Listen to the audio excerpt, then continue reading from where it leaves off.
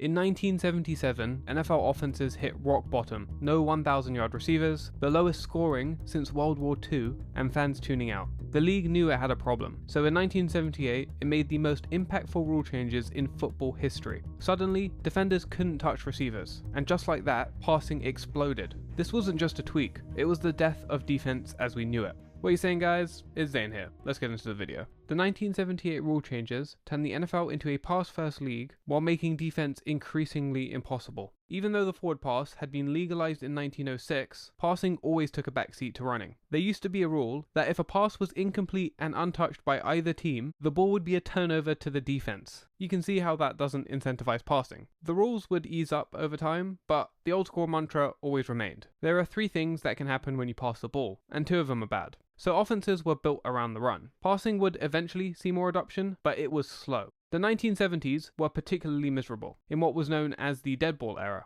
1977 was the worst of those. Average yards per game, points a game, adjusted net yards, all were at all-time lows. The NFL saw this data and believed the decline was an existential risk to the league. Why? As far back as 1940, the NFL Rules Committee said each game should provide a maximum of entertainment insofar as it can be controlled by the rules and officials. They controlled it by the number of plays per game of a type that will be pleasing to the audience. Pleasing, as the NFL saw it, would be a quarterback-driven, pass-centric league. But the NFL had actually tried to address the declining offense, except they made the situation worse. In 1972, hash marks were moved closer to the center of the field. That led to an increase in rushing yards, but a decrease in passing yards. That was because it became easier to disguise defensive coverages. With the ball more aligned in the center of the field, defenses no longer had to expose their coverage by loading up on the side of the field with more space. So average yards a game went from 152 to 141 in a single season. That was the lowest mark in almost 40 years.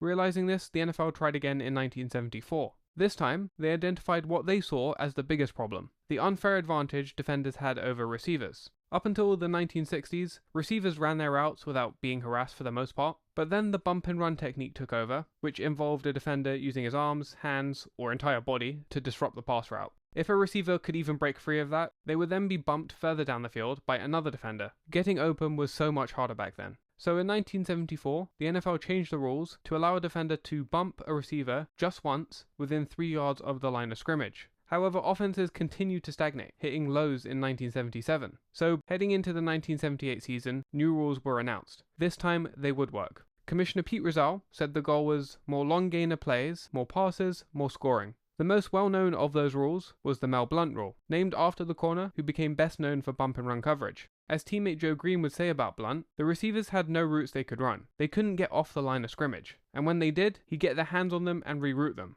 So thanks in large part to Blount, Rule 8, Section 4, Articles 1 to 4 were born. Within the area 5 yards beyond the line of scrimmage, a defensive player may chuck an eligible receiver in front of him. Defenders were now prohibited from making contact with receivers more than 5 yards beyond the line of scrimmage. Once a receiver passed those 5 yards, they could run their route free from harassment. The NFL even added a 7th referee with a clear view at the line to help enforce the rule. The other important change was to allow offensive linemen to extend their arms and grab defenders. This one didn't kill defense per se, but it did open up the passing game. Before this, linemen couldn't extend their arms or open their fists. They had to hold this chicken wing stance and block guys like Deacon Jones. The change meant more time in the pocket for quarterbacks. Combine that with the ability for receivers to get open more easily, you have this offensive explosion. It took some time for teams to adjust, but the foundation had been laid. Passing yards a game shot up 40 yards in the decade that followed. 300-yard passing games, once a rare accomplishment, were now commonplace. From 1967 to 1977, there were 160 games where a team threw for over 300 yards. From 1978 to 1988, there were 497, over a 300% increase.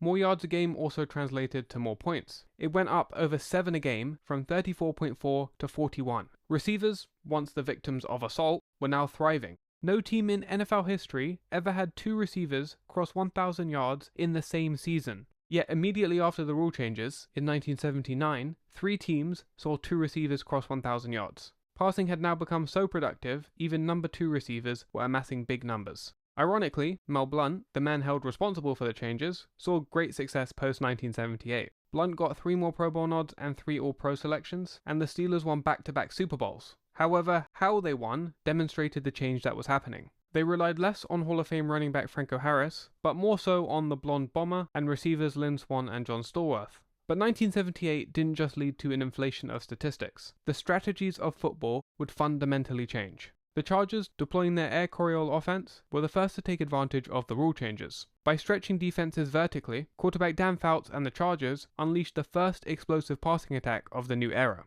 Fouts really benefited, as he exceeded 4,000 yards 3 seasons in a row. Before 1978, he averaged 156 yards per game. After, 268 yards per game. I didn't include total yards from before 1978 because Fouts hadn't played a full season to that point, but that increase in yards per game is nonetheless incredible. With less freedom at the line of scrimmage, defenders started giving receivers more space. That space meant less interceptions. From 1970 to 1977, teams averaged 5.3 interceptions per 100 passes. By 1993, it fell to 3.3. It also opened up quick, short routes underneath. So the yards per completion would fall, but completion percentages rose. The new way of offense was in. But one team, one man in particular, made the most of it.